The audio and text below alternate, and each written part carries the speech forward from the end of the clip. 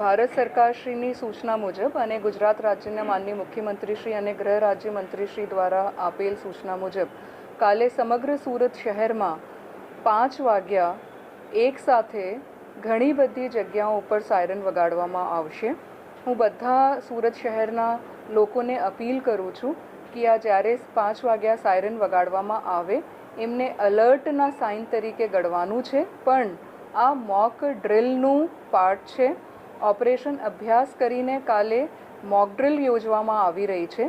એટલે 5 વાગ્યા જ્યારે સુરત શહેરમાં વિવિધ સ્થાનોમાં એક સાથે સાયરન વગાડવામાં આવે તો નાગરિકોને ગભરાવાની જરૂરત નથી.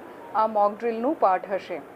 5 થી 6:30 સુધી સુરત શહેરના જુદા જુદા વિસ્તારોમાં કોમ્પ્રિહેન્સિવ મોક ડ્રિલ યોજવામાં આવશે, જેમાં આગ લાગવાનું, rescue, relief, hospital preparedness, police preparedness, fire preparedness અને સેફ સ્થળ ઉપર ખસાડવા માટેની મોક ડ્રિલ કરવામાં આવશે. જે જગ્યાઓ સિલેક્ટ કરવામાં આવશે ત્યાંના લોકોને હું અપીલ કરું છું કે ફરીથી ગભરાવાની જરૂરત નથી. આ ફક્ત મોક ડ્રિલનું પાર્ટ હશે. અને ખાસ અગત્યનું છે કે 7:30 વાગ્યા સમગ્ર સુરત શહેરમાં બ્લેકઆઉટ કરવામાં આવશે. આમાં તમામ સ્ટ્રીટ લાઇટ બંધ કરવામાં આવશે. બધા હોર્ડિંગ્સ, ટ્રાફિક સિગ્નલ્સ, જેટલા પણ LED સમગ્ર સુરત શહેરમાં લાગ્યા છે એ તમામને બંધ કરવામાં આવશે.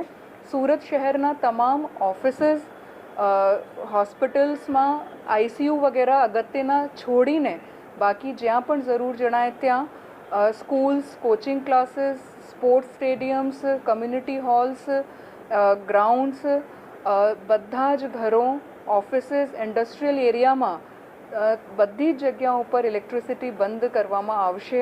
આ ઇલેક્ટ્રિસિટી જો છે ફક્ત અને ફક્ત લાઇટ માટેનું છે.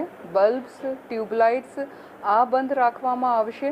હું આપના થકી સુરત શહેરના લોકોને અપીલ કરું છું કે 7:30 થી લઈને 8 વાગ્યા સુધી વોલન્ટરીલી સ્વયંભૂ બધા જ ઓફિસીસ, ઘર, ઇન્ડસ્ટ્રીયલ એરિયાઝ, જે પણ પ્રિમાઇસીસ છે ત્યાં અડધો કલાક માટે લાઇટ, બલ્બ્સ, ટ્યુબલાઇટ્સ એ બંધ રાખે. એમના માટે પોલીસ વિભાગ, કલેક્ટરશ્રી તમામ વિભાગો સાથે આજે જોઈન્ટ મિટિંગ્સ થઈ છે અને ખૂબ જ કોમ્પ્રિહેન્સિવલી ઓપરેશન અભ્યાસ કરવામાં આવી રહ્યું છે. લોકો આમાં પેનિક ના થાય અને પ્રિપેર્ડનેસના ભાગરૂપે તંત્રને સાથ સહકાર આપે એવી હું બધાને અપીલ પણ કરું છું.